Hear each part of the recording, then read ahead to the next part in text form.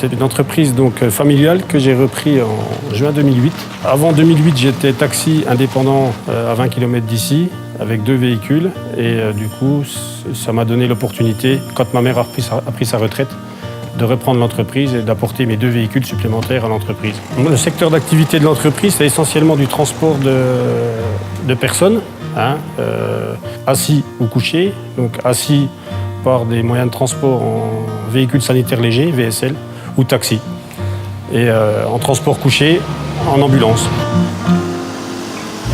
En 2008, quand j'ai repris, on était une dizaine. Et au jour d'aujourd'hui, on est 23.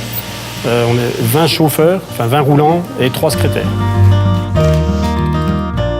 L'activité du transport sanitaire est intéressante parce qu'on ne fait jamais la même chose. C'est toujours dans des services différents, avec des personnes différentes, pour des pathologies différentes. Et donc des histoires différentes, puisqu'on finit par partager quand même pas mal de choses avec les patients qu'on emmène. Par contre, on a pas mal de contraintes, avec des amplitudes horaires importantes. Les journées commencent tôt le matin et ça peut finir très tard.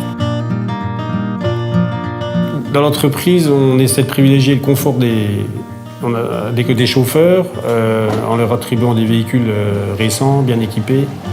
On arrive à garder une dimension quand même humaine et familiale. On a mis en place déjà une réunion du délégué, où il met par écrit les différentes questions que l'ensemble de ses collègues peuvent se poser. Et donc j'apporte une réponse optimale aux questions qui sont posées.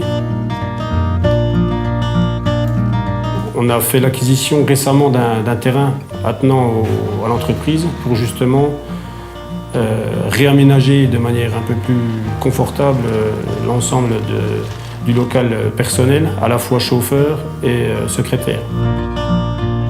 J'ai de très bonnes relations avec ma conseillère, Julie, qui s'est trouvée à chaque fois disponible quand j'avais besoin d'elle.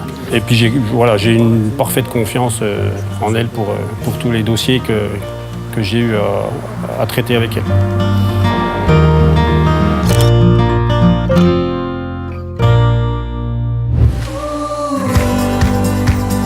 Alors Julie, maintenant que vous avez mis la tenue, oui. Vous êtes ambulancier chez Mulot, et on pousse en même temps. Voilà, très bien. Ben voilà. Parfait. Alors là, si on accélère un petit peu fort, ce qui va se passer, c'est qu'on va le perdre, le malade. Hein, voilà, donc ce serait bien non pas de mettre le frein, mais de le pousser jusqu'au bout. D'accord. Vous avez triché. Pourquoi vous avez triché? Parce que je suis pompier volontaire, alors je sais comment ça marche.